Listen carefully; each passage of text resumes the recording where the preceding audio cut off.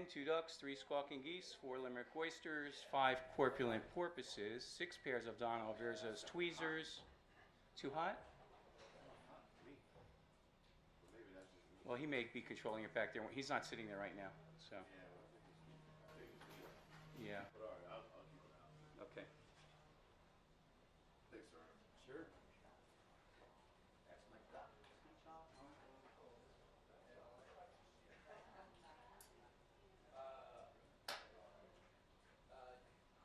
Yeah, I think usually it's all one, but like I said, yeah, you should end up there where you go check. You gotta let me know on the chair. But if there's no original line, then it's a surprise at all. At the chair. 1, 2, 3, 4, 5, 6, 7, 8, 9, 10. 1, 2, 3, 4, 5, 6, 7, 8, 9, 10. You good? There's like a sat desk. 1, 2, 1, 2, 1, 2.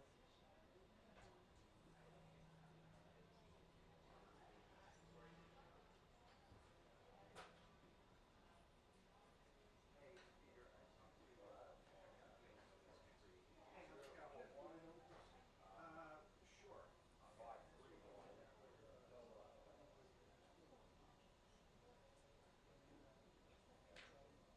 That was long before my time, so I just don't know. 531, but that was good. 474. I honestly, I don't know.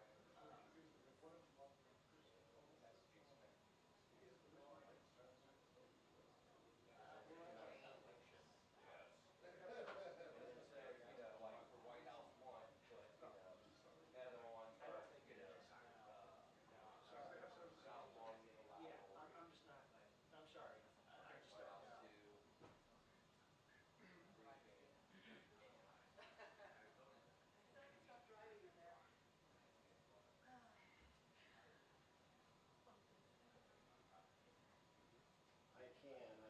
1, 2, 3, 4, 5. Okay, how are you? Hey Peter, do you have that on the? Yeah, it's on channel 2. All right. 1, 2. Okay, he said it's on channel 2. All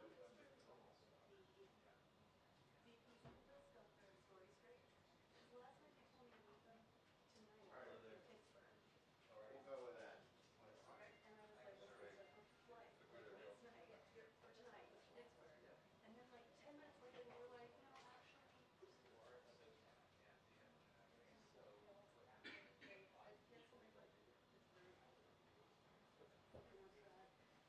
Thanks, Bill.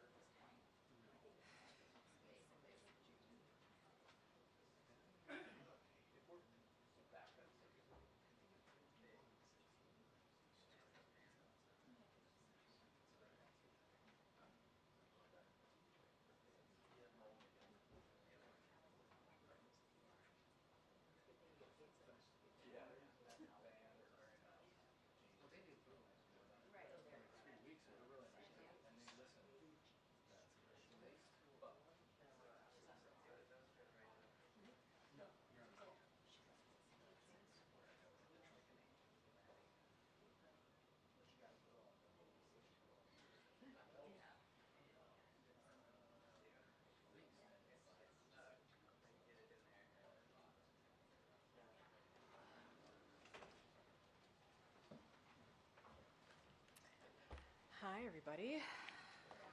Good afternoon. Good afternoon. Okay, I have a couple things at the top. Please bear with me. So on Saturday, a suspect shot and injured 5 individuals along Interstate 75 in Kentucky and is still at large. We are praying for those who were injured and wishing them a speedy recovery. The president was briefed over the weekend, and he urges residents to remain vigilant and listen to local officials as they continue to investigate. The administration is in touch with state and local officials, and federal law enforcement is supporting the local investigation and efforts to apprehend the suspects. Next, we are praying for the thousands of Americans under mandatory evacuations under orders out west. Senior administration officials are monitoring the fires, including the Line Fire in California and the Davis Fire in Nevada, and are in close touch with state and local leaders to ensure they have the resources they need. Over 7,000 federal personnel are supporting local firefighting efforts across multiple states. Residents in the affected areas should remain vigilant and heed the warnings of local officials, especially those who have been ordered to evacuate. President Biden and Vice President Harris believe that health care is a right, not a privilege, and the mental health care is health care, period. But for millions of Americans, care for mental health and substance use conditions is still hard to find and hard to afford. Today, the Biden-Harris administration is taking a step forward, changing that by placing new requirements on health plans that will improve and strengthen access to mental health care for 175 million Americans with private health insurance. For the president, it's simple. If you have a mental health crisis, you should be able to access the care that you need, the same way you access care for a broken bone or a heart attack. Addressing mental health crisis is a key priority for this president, for this administration, and the steps being taken today will dramatically expand access to mental health care in America.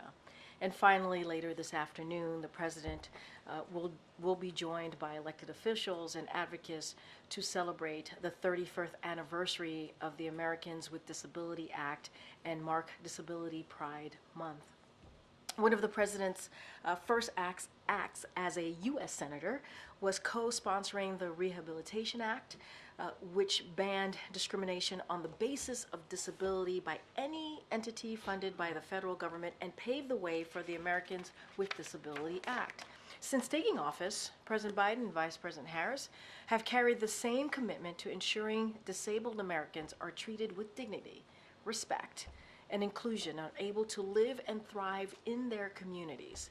Under under this administration, the Biden-Harris administration, Americans with disabilities have seen historic increases in employment and earnings, and the administration has taken significant steps to protect civil rights and promote full participation in society. And that work will continue. With that, I will turn it over to my colleague, Admiral John Kirby, who's here to take some questions on the House Foreign Affairs Committee's report released yesterday on the Afghanistan withdrawal. With that, Admiral. Afternoon, everybody. As you saw today, House Republicans released their investigation report into Afghanistan withdrawal. This comes, of course, 2 years after their first report, and this one says little or nothing new. We've already issued comment about the one-sided partisan nature of this report, so I'm not going to belabor that right now, but I do think a brief rundown of actual facts is important. First, on the very day this administration took office, the Taliban was in the strongest position it had been in years, and the Afghan government the weakest. The Trump administration cut a deal called the Doha Agreement that mandated a complete U.S. withdrawal from Afghanistan, and yes, that included Bagram Air Base, by the end of May 2021. That deal also released 5,000 Taliban fighters from prison. 5,000 fighters.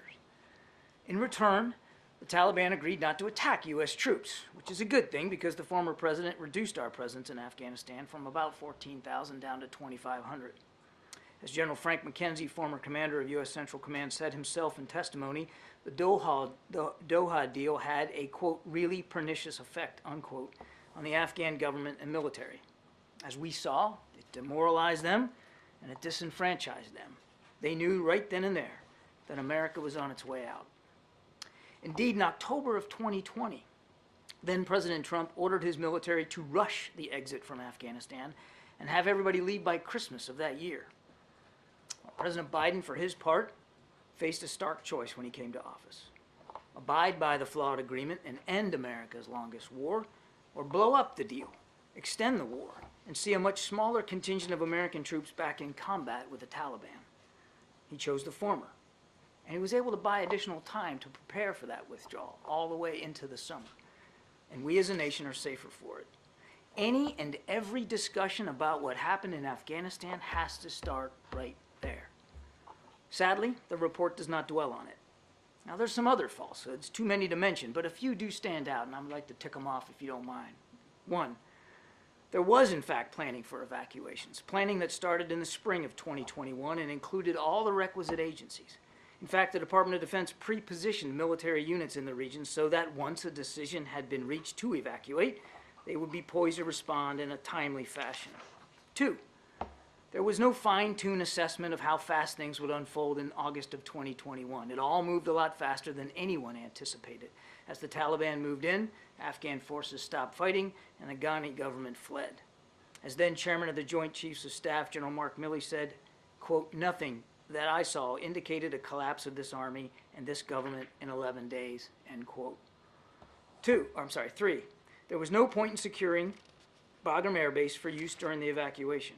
Doing so would not only have required thousands of additional U.S. troops, but also would have required a dangerous trek by evacuees over Taliban-controlled territory, making the evacuation even more difficult to execute than it already was. Four, there was no handover of U.S. equipment to the Taliban. That equipment had been provided to Afghan security forces appropriately and with congressional approval over the course of 2 decades of war. That equipment was left by those Afghan forces when they surrendered or stopped fighting. And five, there was no deception, lying, or lack of transparency by this administration, either during or after the withdrawal. We did the best we could every day to keep the American people informed of what was happening. We conducted our own after-action reports and shared those too with the public.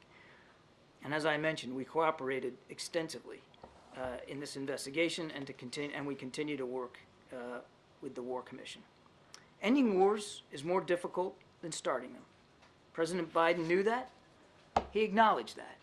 But it doesn't mean that the decision to end this one was wrong or that the withdrawal wasn't conducted as professionally and as bravely as was humanly possible given the circumstances. It doesn't mean we don't grieve and mourn with the families of those whose lives were tragically taken during the withdrawal, especially at Abbey Gate on the 26th of August of that year.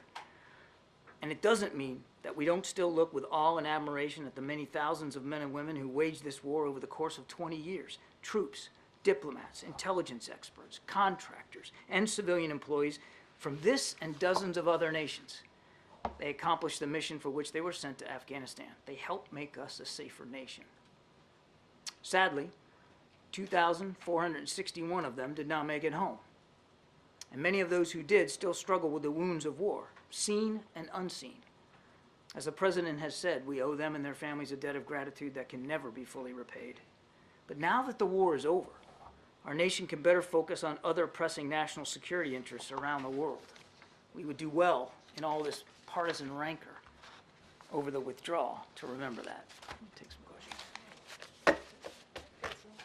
Thanks, Admiral. It's been reported that Iran has sent short-range ballistic missiles to Russia for use in Ukraine. Can you confirm that this transfer happened, and how concerning is this? I cannot confirm the reports that the transfer has happened, but I would point you to what we have said in the past, that any such provision of that kind of technology would not only have a deleterious effect on the Ukrainians' ability to continue to defend themselves and certainly on the lives and livelihoods of Ukrainians, but could, depending on what the deal, how it's consummated, have equally deleterious effects on the Middle East. In Iran that already has an improving ballistic missile program, we could only assume would want to stand to gain from some sort of partnership with Russia to improve their capabilities in the region. And of course, given all their destabilizing activities, that's a dangerous outcome. And is the White House prepared to increase pressure on Netanyahu to accept a ceasefire deal, potentially doing something similar as the United Kingdom in terms of withholding more weapons? I can't think of anything we haven't put more pressure on ourselves on than to try to get this deal. And we still, I think I just drew on myself. I think we know how urgent this is. And we're working night and day to try to see if we can get a deal in place. Hamas is the main obstacle to this right now. Thanks, Karine. Thanks, Admiral. A couple of things. Firstly, on Afghanistan, so would you argue that the withdrawal is a success, or do you admit that there were failings involved in that? I'd point you to the after-action report, where I think we've been very clear about the planning efforts and the execution of the plan. No plan of any operation whatsoever ever goes exactly according to the dictates by which you laid it out. Clearly, there were moments of great violence, and there were moments of mission execution that didn't go exactly the way we wanted it to go. I mean, nobody's walked away from that. But in the main, we were able to get 120,000 some odd folks out of there safely, with an airplane taken off about once every hour. And again, we've laid it all out in an after-action report that the State Department did, that the Department of Defense did, that we did here. And sorry, just very briefly on the point about Keir Starmer's visit and Gaza. I mean, is the president going to be pressing Prime Minister Starmer to perhaps reverse his decision on the arms sales, or conversely, might he be seeking some advice about about how the U.S. might do that? We're looking forward to the visit. There's an awful lot to discuss. I think you can expect the Prime Minister and the President to talk about what's going on in Ukraine. Let's talk about the Middle East, even in the Indo-Pacific. This isn't about twisting arms or trying to change minds. The British government has made their determination about arms provisions to Israel. We respect that. That's for them to speak to. This is about how we move together as principal allies and good friends on a range of foreign policy issues. And I think it's fair to say that that as part of this meeting on Friday, it will focus heavily on an extended agenda of foreign policy issues, expanded agenda. Thanks, Karine. Admiral, there have been requests, or there have been signals from congressional Republicans they'd like to continue this investigation into what happened in Afghanistan. Has the White House received any more requests for people to testify? Would they entertain them? I'm not aware of any additional requests for more testimony. Has anyone from the White House or the broader administration been invited to tomorrow's gold medal ceremony for the families of the 13 service members? There will be quite a few from the Department of Defense, both in terms of active duty admirals and generals and civilian political appointees in high leadership positions that'll be there. And on going back to sort of accountability and after action, was anyone ever held accountable by the president directly for what happened with the withdrawal in Afghanistan? And if not, remind the audience why not. We have all held ourselves accountable for the progress of the withdrawal across the administration, and it was a true interagency effort to get those 120,000 people out and to make sure we removed our diplomats and our military personnel safely. As I said, Ed, not everything went according to plan. Nothing ever does. And we mourn the loss of those 13 lives at Abbey Gate every single day here. Their sacrifice is not forgotten. But again, we hold ourselves all accountable for that. One other part of the world, because there's been some movement regarding Venezuela just in the last day. The opposition candidate, Edmundo Gonzalez, is now in Spain seeking, or expected to be granted political asylum. There's been a lot written and reported in the last few days about what the administration may or may not be trying to do to get Maduro to leave by the end of the year before his next term would begin, even though the U.S. and others don't necessarily think he has. What is the latest on what the U.S. is trying to do, and would they ever help Gonzalez come back to Venezuela? I don't get into hypotheticals one way or another about Mr. Gonzalez and what his future might be. He wouldn't have had to seek political asylum if he wasn't accused of trumped-up, ridiculous charges and forced in that manner to flee his own country. What needs to happen next is Mr. Maduro needs to heed the call of the international community and, quite frankly, the Venezuelan people, and release the data so that the whole world can see what the Venezuelan people, who they voted for, and that their democratic aspirations are met. We have in the past, you've seen, levied sanctions against Mr. Maduro and his regime. I don't have any announcements today, but I can tell you we're constantly looking at what our options could be going forward, depending on the decisions that Maduro makes. And does the White House anticipate any surge in illegal border crossings or attempts to do so because of the instability in Venezuela? Haven't seen that play out. I mean, obviously, we'll watch this as closely as we can. As you well know, the numbers at the southern border have reduced and reduced significantly in the past months, but have not seen any indications of a surge coming out of Venezuela. John, China said that they'll be holding joint naval air drills with Russia starting this month. What's the level of concern from the administration that these two Militaries in both air, at sea, even on the ground. So we'll watch it like we watch all exercises. But I don't. These are two nations that don't have a long history of working well together. Certainly not militarily. These are two nations that don't necessarily fully trust one another in the region or beyond, around the world. So I see no reason for us to change our own military posture or deterrent posture as a result of this exercise. This is a long planned exercise. It's a part of their regimen. So we'll watch it and monitor, but there's no there's no dramatic imminent concern about it. All right, just a couple more. Go ahead. Thank you, John. Firstly, on China, there are a raft of bills up for vote in Congress this week that have to do with keeping China from accessing Inflation Reduction Act funding, that limit their EV market, that try to counter their influence on culture. Are these things that the administration supports?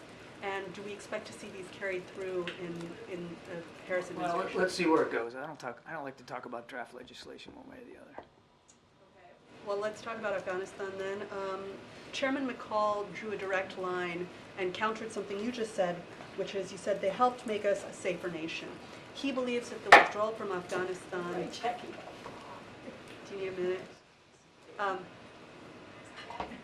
He argues that the withdrawal from Afghanistan has in fact made the United States more susceptible to terrorism because of those prisoners released from Bagram.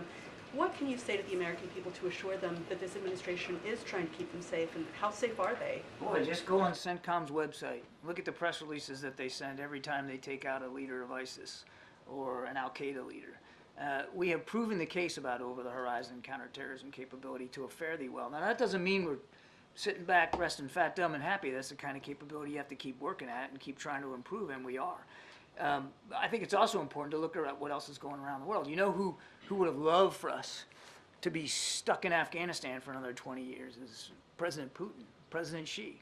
They would have loved that. But now, because we're not in a ground war in Afghanistan, a ground war for which the original mission had long since been accomplished, we're able to focus on those more modern and relevant threats to our national security posed by nation states and non-nation states around the world. But as for counterterrorism capability, again, we have proven time and time again that we are able to monitor the threat and deal with the threat, sometimes in near real time if need be. Not taking it for granted, not saying we don't always have to keep sharpening it, but believe me, we're focused on it.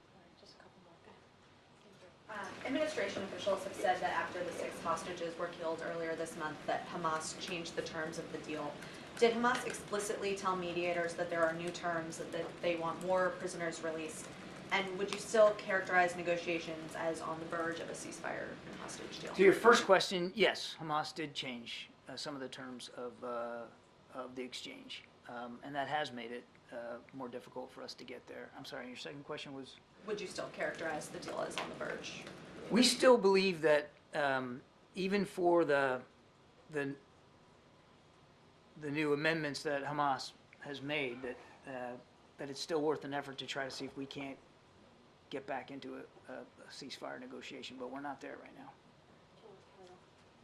Sir, there's a report that the president's convening his national security team on this issue today. Obviously, it's not on his public schedule. Is there anything more you can say about who he's bringing in or what he's doing, or is this part of the ongoing conversation? I think there was a little bit of a miscommunication, Kelly. What was being referred to was his normal presidential daily briefing where he's presented with the intelligence of the day and has a chance to speak to some members of his national security team when he does that. It was not a major NSC meeting. Thanks John. The American citizen who was killed in the West Bank on Friday, Aysen Arege, has the president had a chance to speak to her family at all? And do you have any sense of where the investigation stands? I know that you all had asked for the ball to get rolling on an investigation to her death. Do you know if there are any updates on that? He has not spoken to the family as of yet. I don't have a call to talk about today. Obviously, we continue to mourn with her family, of course. The Israelis have reached out, made sure that we knew that they were promptly investigating this. As I understand it from just before I came out here, they are moving swiftly on this investigation and will soon, we think, in coming days, be able to present their findings and conclusions. We'll obviously withhold our judgment until we see that. We've called for a complete, thorough, swift, and transparent investigation. We'll see what they learn. Okay, final question, go ahead. Oh, hi, thank you.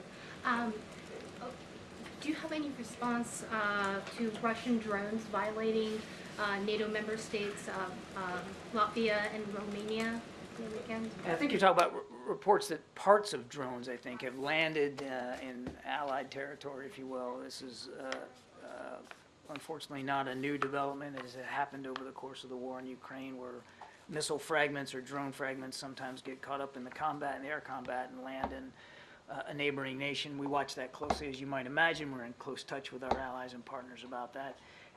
But it just underscores the danger that Mr. Putin's war in Ukraine has now caused to the whole European continent, and the fact that the security landscape has changed, not is changing, not will change, but actually has changed, which is why we're doing everything we can to make sure Ukraine can defend itself. All right, thank you so much, Admiral. Thank you. Thanks, John. Thank you, guys. Okay, all right. Hi, Chris. It's been a while. It actually has been a while, right? It actually has. All right. Question, first of all, on the war in Gaza. The UN Secretary General said the UN was willing to monitor any ceasefire deal. Is this something the White House is interested in, perhaps taking them up on that offer? Say that one more The time. UN Secretary General said the UN would monitor any ceasefire deal. Is the White House interested in taking them up on that offer? Look, as you know, there is, and the Admiral just spoke to this as well, we're continuing to have those conversations.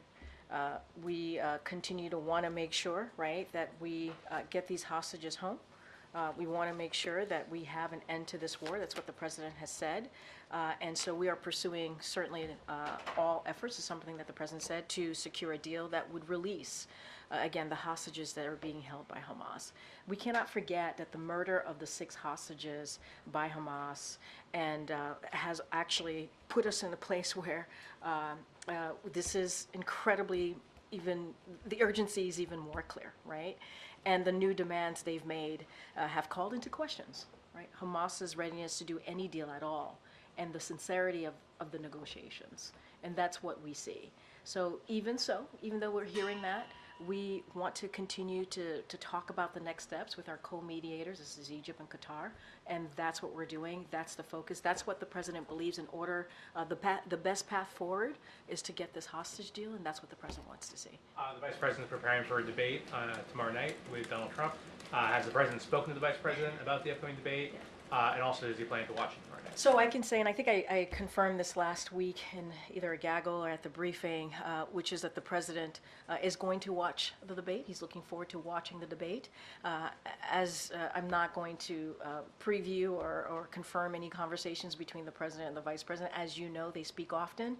The President is incredibly proud of the Vice President. I just don't have anything to share beyond that, but he will be watching. We'll be watching in New York. Yeah, what is he watching for? I mean, I'm not going to get into details, but he'll be watching. He'll be obviously supporting the Vice President in her debate. I just don't have anything else to add to that. Thank you. Thank you. Can you confirm reports that the President is hoping to establish a U.S. sovereign wealth fund and give any estimated time of announcement for that? So I certainly don't have anything to announce from here. But look, the President has worked to unlock investments here at home and abroad that benefit our economy, right? The economy and also our national security.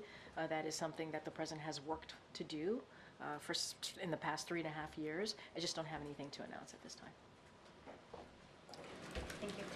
With Congress back today, can you just give us the broad White House view on the state of government funding negotiations? And obviously you issued the veto threat on the House Republicans' proposal, but with that dead on arrival in the Senate. So a couple of things. I think the SAP went out, so certainly would direct you to that. That came out of this administration.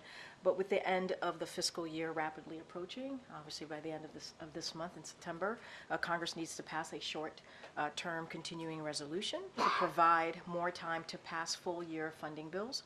We urge Congress to do this quickly, to pass this quickly, to keep the government open. It is really easy. It's like their number one job. They know how to do this, to keep the government open and provide that emergency funding for disaster needs. I just talked about that at the top, about the needs that we're having just right now out west, as they have done on a bipartisan basis. They've done this before, many times in the past. They need to get this done. The proposal from House Republicans is not a solution. It's just not. It contains a partisan poison bill, would erode our national defense, undermine our competition with China, fail our veterans and seniors, abandon communities struck by disasters, and hurt programs that support small businesses while making healthy tax cheats pay what they owe. So House Republicans should stop wasting time. I've said this many times before, repeat it at this podium, and to do their jobs for the American people by keeping the government open. It is a simple job. It's their number one job as Congress, is to keep the government open, and we believe it should be with a short-term CR. Okay, Selena. On that point about government funding, how is the White House engaging with the Hill on this, and does the President have any plans to meet with congressional leaders in the coming days? So I'll take the first question. OMB, Leg Affairs Office, are in close touch with House and Senate leadership on the need to pass a short-term CR to keep the government open. And I laid out what it would do if we didn't, and what it would erode, example, for our national security, as we just had the National Security Council rep here. We're coordinating with Democratic leadership on the best path forward for a short-term CR. And so this is something that, again, they need to do right away. They've done it before, many times before, in a bipartisan way. It is their number one job. Again, OMB and our Leg Affairs Office. And to your second question, the President speaks regularly with congressional leaders and gets updated regularly as well from his staff. And Congress knows how to do this. They do. They know how to do this. This is the most basic thing, most basic part of their job, is to keep the government open. So they know this. They don't need to hear from the President on this directly. They know this. They know this. And they can do it in a bipartisan way, as they have in the past.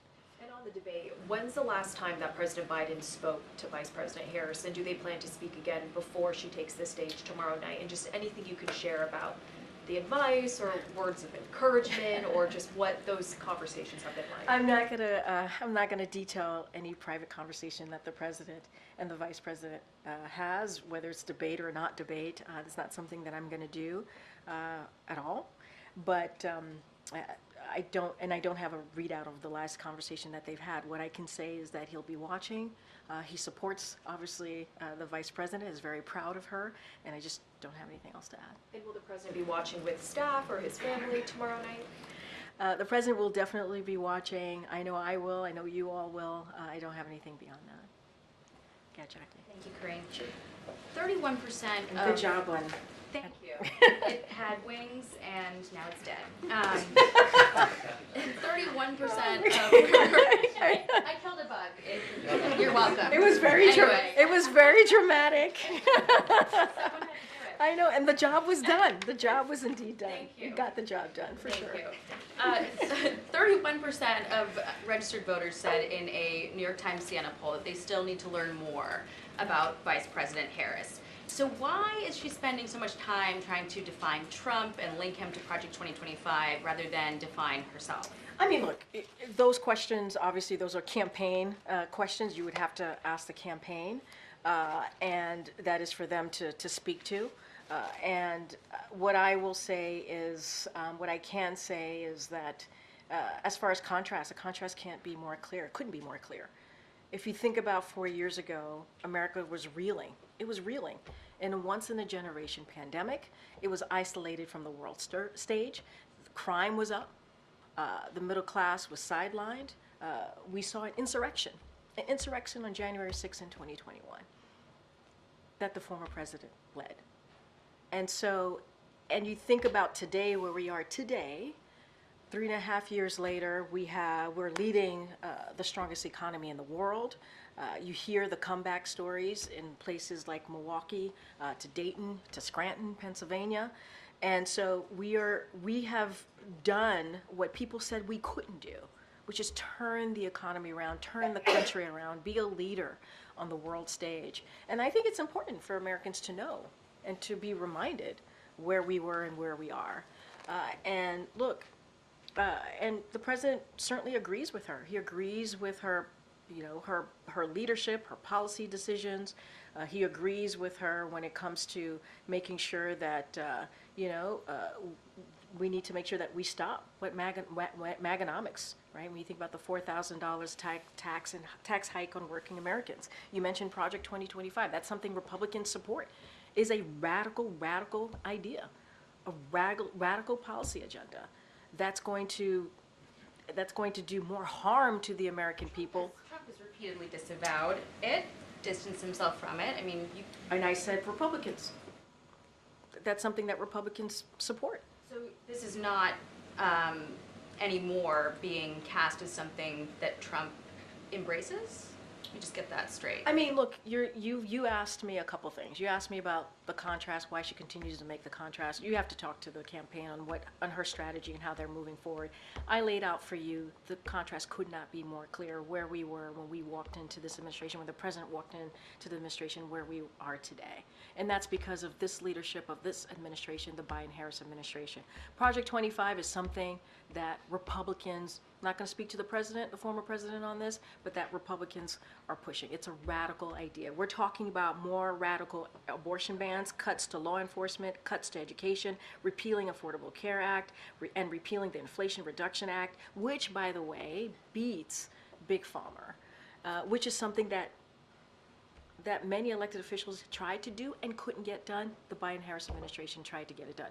That's what I can speak to, and that's just a reality. That's what's in that agenda. That's what Republicans are pushing, and that's what I can lay out for you. To the campaign, but the campaign's not holding regular briefings. They don't have a forum, a Q&A forum like we have here, and you're the spokesperson for the Biden-Harris administration. I literally just answered your question on why the contrast could be more clear. I just answered your question about Project 25 and what it's trying to do and what Republicans are supporting. I just laid that out. I don't think it was the question I asked, but I do appreciate the answer. No, you asked me why the vice president's campaign, the Harris campaign, is not doing X, Y, and Z. I said to you, you gotta talk to the vice president's campaign, and that is, there's the Hatch Act. I gotta be mindful to that. You know that. That is, I can't answer that question. How about I try one different way? But I can talk to contrast. You asked me about contrast, and I just laid it out. Thank you. I appreciate that. Does President Biden define Vice President Harris as a progressive Democrat? Look, the vice president has been a critical partner to this president. All you got to do is look at the record and what we have been able to do in the past 3.5 years, the Biden-Harris administration has been able to do. You think about the economy, you think about healthcare, and you think about these really important generation-changing legislation that are now laws, obviously. I just talked about beating Big Pharma. That's important. That was the Inflation Reduction Act that only Democrats voted for. Now Republicans want to repeal. They want to take that away. Taking away lowering cost for the American people. And so, to be clear, lowering cost on medical care and pharmaceutical drugs and also energy bills, right? That's two really big part of the Inflation Reduction Act. The president is not going to be labeling the vice president. She has her policies that she is, obviously, that he's in line with, that she has put forth in the past week or so. He supports her, he believes in her leadership, and that's what I can share with you. So we are allowing for a contrast with Trump, but not a contrast with other Democrats, because Senator Bernie Sanders, for instance, said that he still views her as a progressive Democrat. He said that she's, in fact, not abandoning her ideals, but making a pragmatic play toward the center to win the election. And that sends a chill down the spine of some people who might be in the middle or to the center right, considering her, and when she's been trying to position herself as a more moderate figure now than she was in 2020, where does she stand exactly? So, first of all, the senator is going to speak for himself. That's for him to speak to. I'm not going to get into I agree or disagree with him. What I can tell you is this president believes in her leadership and believes in her bold policy agenda. That is something that the president is in line with her on, right? And we're talking about strengthening the middle class. That's what we believe her bold policy agenda continues to do. And that's important. You hear the president talking about building economy from the bottom up, middle out, and strengthening the middle class. We're in line. More economic opportunity. The president wants to see that. And we're talking about like tax cuts for working people, fighting corporate pricing gouging, lowering costs, having the wealthy pay their fair share. We're in line. We're in line with what the vice president is putting forth. Her bold policy agenda to make sure that we do not leave people behind. I'm not going to stand here and label the vice president. The senator has every right to say whatever he wants to say. What I can say is the president agrees with her bold policy agenda and her leadership. Wait, did I just call on you? Okay, let me just try and get other people. Go ahead, Karen. Go ahead, Karen. The Congressional Black Caucus today released its corporate accountability report on diversity, equity, and inclusion. It asks corporate organizations to reaffirm their commitments to DEI, update on racial equity investments, and work with the CBC to create legislative solutions that will help close the racial wealth gap. Does the administration have a reaction to this report? Have they engaged with the CBC or advised them about this report at all? So it just came out. We hadn't had a chance to review the report, but you know this is something that this administration believes, how diversity is our strength. You hear the president say this, and that is something that the president believes. And that is true whether it's in schools, our military, or businesses. It is important. And it is true for our government, where he has assembled the most diverse presidential administration in history. That is something that this president and this vice president has done. And just a couple of things. In June, when senior White House officials, they were able to welcome business executive and civil rights leaders to the White House for a discussion on ensuring how Americans have access to economic opportunities. That wasn't that long ago, just a couple of months ago.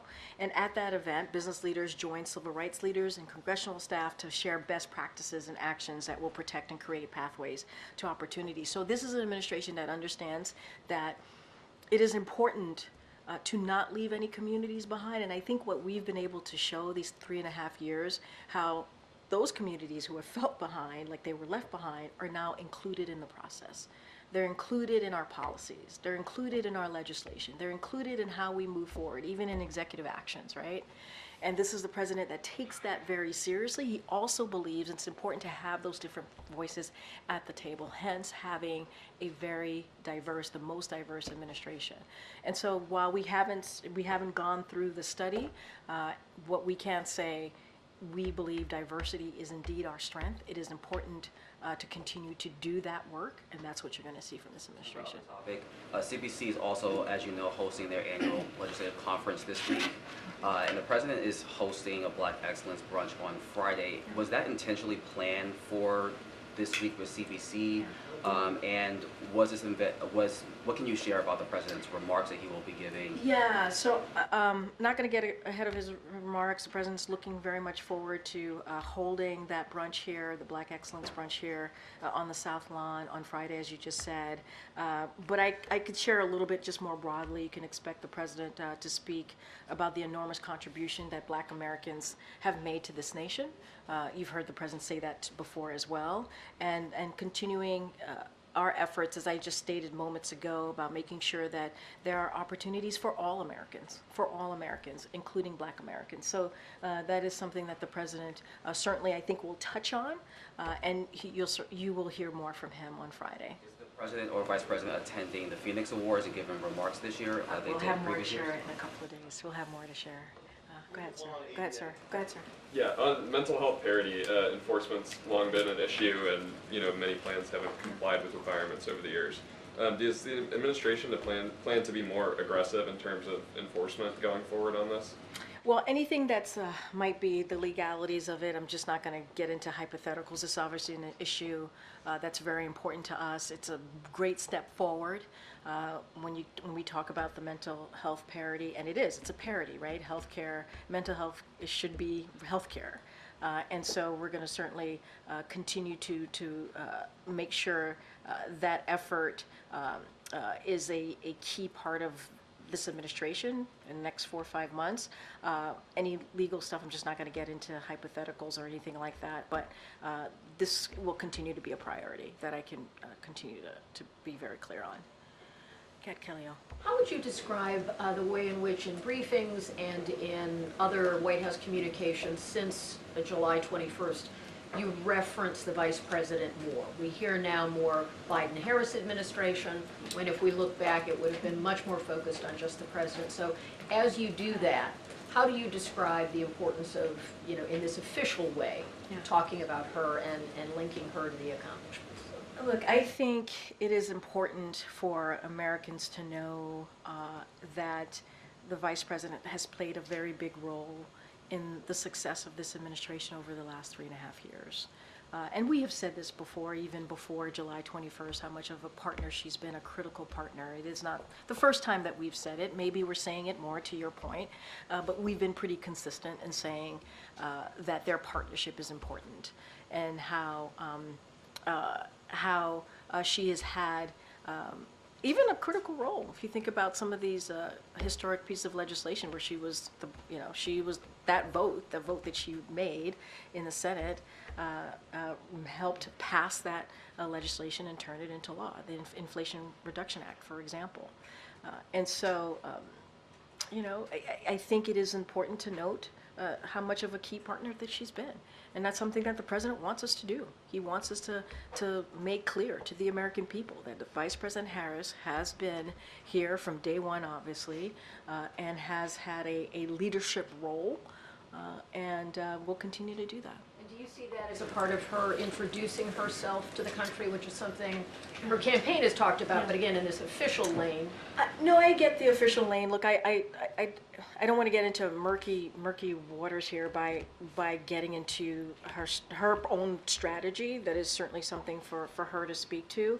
But we want to make sure that people understand, the American people understand, that this continues to be a partnership. This is a partnership, and we've said that before. We've said that throughout the last 3.5 years, and the president respects her leadership.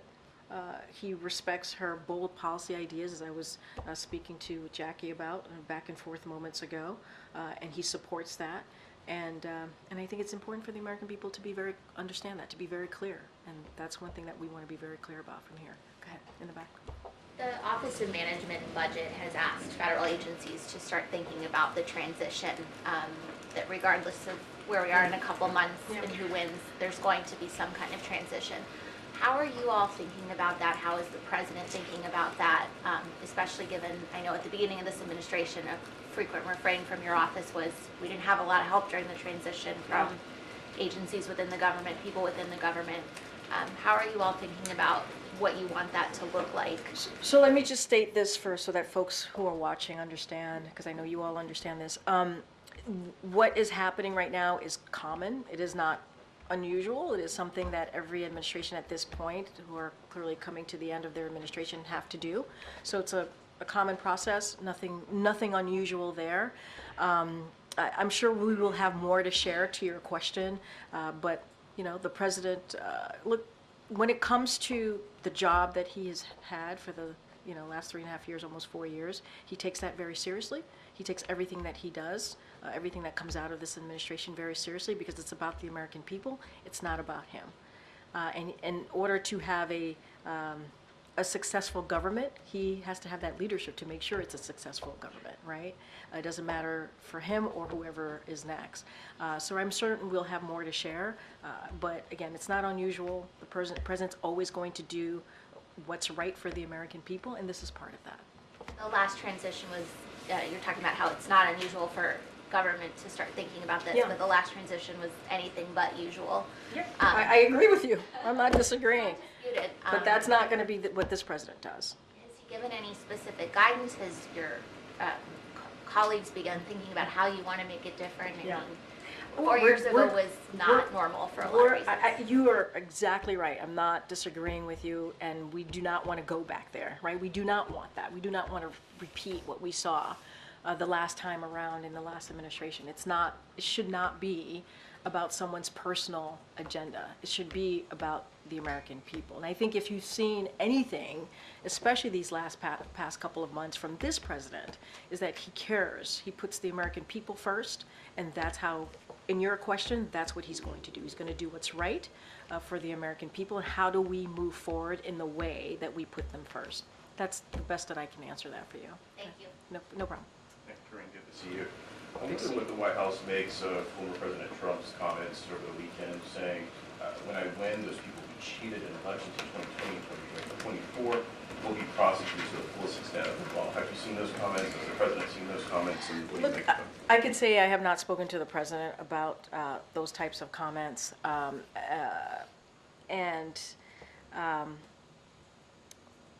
Look, and I want to be careful because obviously he's saying it as in his campaign capacity, but that type of rhetoric is dangerous. This is not who we are as a country. This is a democracy. And so that's what the president believes. That type of rhetoric is coming from, a former president, is dangerous. I mean, we saw what happened on January 6th in 2021. 2,000 people went to the Capitol. You all, some of your colleagues reported on this. Some of your colleagues were there. Law enforcement members were attacked. It was a dark day in our country because our democracy was attacked. And they went there because they were told that they should overturn an election, a free and fair election, where dozens of Republican judges said that it was indeed a free and fair election. And so that type of rhetoric is dangerous and unacceptable, and that is not what this president believes. Just a quick question Yeah, sure. on voters in particular. As the president makes some outreach to black lawmakers, I wonder if he's going to make some outreach to black voters specifically. You know, both campaigns are working to do that in states like Georgia. Yeah. And perhaps some of that economic message is getting lost with some black voters. If you talk to them, they have a different picture of the Trump economy than they do the Biden economy, so to speak. How's the president, the vice president going to talk directly to black voters about the economic issues at hand? So I got to be careful because you're asking me about a strategic play, a campaign play, when you're saying voters, black voters in particular, in your question here. So you would have to ask the campaign specifically on how they're going to do that, what their outreach is going to be. But in terms of the record And I hear the question, so I just have to be really clear. We respect Hatch Act, we respect the law here, so I can't speak to a strategy here, but it is what you have seen this president, this administration do, cabinet secretaries, this president, obviously the vice president in her official capacity, is that we try to go out there, right? We go out there, we meet the American people where they are.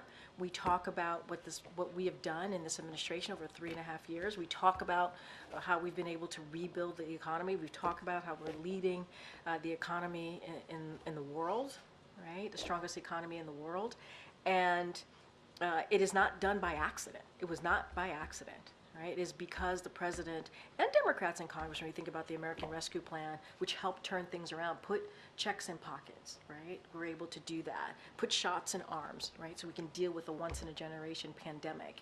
It was not easy, but we were able to get this done. Now, do we understand that some Americans are not feeling that? Yeah, we get that. We understand. That's why the president is going to continue to talk about ways to lower cost. You saw the president and the vice president recently, a couple of weeks ago, or just last week, a couple of weeks ago, talk about how the drugs that are going to be lowered in cost because they were able to beat Big Pharma. And so now Medicare is able to do those negotiations. That matters. That matters to Americans. So we're just going to have to continue to talk about it, let Americans know. I can't speak to the campaign strategy. That's something that they'll speak to. But the president believes it's also his job to communicate directly with the American people and to let them know what we're doing. And the economy, the healthcare, climate change, even on the world stage, and how we're being in our leadership and how we're leading in that way. And so, you know, we're going to continue to do that, be out there. Recently, the U.S. identified the first case of H5N1 in a person that had no known animal contact. And I wonder if that changes the posture of the White House's pandemic office, or if there's any updates as to how the administration is tackling this outbreak. So look, we take all of this very, very seriously. So what we're going to continue to do is continue to monitor and help states where it's needed, right? Assist where it's needed. I don't have an update for you, but obviously our number one priority when it comes to the pandemic office and also other White House offices, and what we're trying to do here is we want to make sure that American people feel safe in communities out there, and so we're going to monitor it. I don't have an update for you here at this time, but we take this very, very seriously. I think we're going to start wrapping up. Go ahead, Ed. I know. Thanks. Karine, I'm going to ask you about jobs. So the Biden-Harris administration, the Biden-Harris administration has been touting manufacturing jobs for the past year. But the last jobs report showed that manufacturing lost 24,000 jobs, and the trend over the past 3 months has been a loss of 11,000 jobs per month on average in manufacturing. So why is it going the wrong direction? So look, we pay attention obviously to all these reports. What we also want to do, yes, we pay attention to reports, we pay attention to data, but we also want to make sure it's taken into context. And so we can't lose that as well. A couple of things, you know, manufacturing investment has hit all-time highs for 6 consecutive quarters. That's important. Factory construction has more than doubled to an all-time high. And it takes time for factories to build and to be built, and also manufacturing jobs to be created. And so we've created over 1.6 million jobs in manufacturing and construction. So you got to put this all into context. And we've seen businesses invest more than $900 billion in manufacturing and clean energy. And one analyst said, and I quote them, after years of inaction, America is now building factories at a rapid rate. And that is because of what we've been doing, which is investing in America. And there's always more work to be done. And that's something that you can see from this administration. So you need more time? Is there a time frame as to when those jobs will materialize? I don't have a time frame for you, but what I can say is we got to take them all into context, right? We do. Like, data is important. We pay attention to reports, but we can't miss what we've seen the last 6 months, right? Consecutive 6 months as well. We can't discount the investment that this administration has been able to make into manufacturing, right? We can't discount the 1.6 million jobs that have been created. That is important. The $900 billion in investment, we can't discount any of that, right? That has to be put into the context as we're looking at this particular question that you're asking me about manufacturing jobs. All right, everybody. Thank you so much. Thank you so much.